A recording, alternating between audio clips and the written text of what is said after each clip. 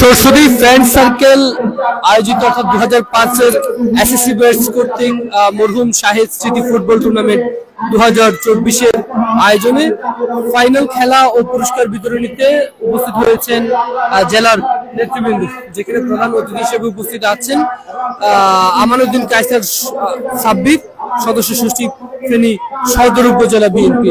এবং সরস্বতী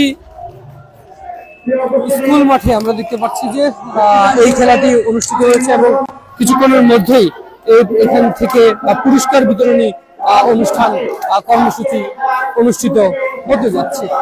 এবং আমরা দেখতে পাচ্ছি যে এইখানে মূলত Saraswati friend circle 2000 SSC batch কর্তৃক আয়োজিত মরহুম শাহিদ স্মৃতি ফুটবল টুর্নামেন্ট 2024 মূলত মরহুম যে শাহিদ রয়েছেন তিনি আসলে যুব দলের ছাত্র দলের কর্মী ছিলেন, যিনি ডেঙ্গু আক্রান্ত হয়ে মৃত্যুবরণ করেন। তার স্মরণে এই আয়োজন করেছে বিএনপির সহযোগী সংগঠন সহ। আমরা দেখতে পাচ্ছি সেখানে সকল দলের নেতৃবৃন্দ কিন্তু উপস্থিত হয়েছেন।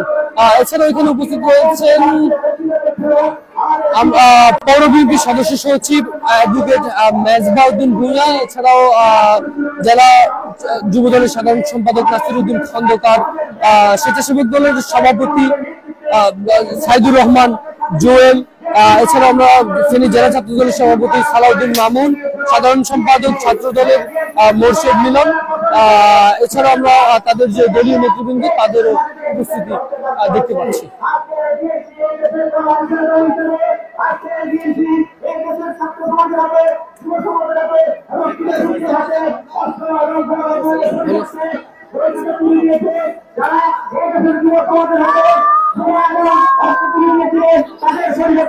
আমাদের দলের ভাইয়েরা সেই দেশের যুব সমাজের হাতে আজকে ফুটবল, টেনিস এবং ক্রিকেট ব্যাট তুলে দিয়েছে।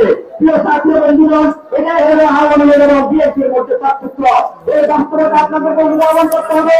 এই বাস্তবতা হবে এই দেশের জনমানুষকে আগামী দিনের রাজনীতির ব্যাপারে সিদ্ধান্ত নেওয়ার জন্য অনুপ্রাণিত করতে হবে। প্রিয় বন্ধুগণ, আজকের এই আয়োজনে আমরা সত্যি অত্যন্ত আনন্দিত, আমরা সত্যি অত্যন্ত অভিভূত। আগামী দিনে সংগঠন বিভিন্ন রকমের সামাজিক এবং সাংস্কৃতিক অনুষ্ঠানের মাধ্যমে নিজেদের উদ্যোগ সুসংহত রাখবেন এবং মানুষের হৃদয়ে জায়গা করে দিবেন। সে আশাবাদ ব্যক্ত করে আমি আমার বক্তব্য শেষ করছি। বাংলাদেশ জিন্দাবাদ, বাংলাদেশ জাতীয় অধিকার জিন্দাবাদ, সরস্বতী ইউনিয়নবাসী জিন্দাবাদ, শহীদ সাহেব সূচি আমার জাতীয়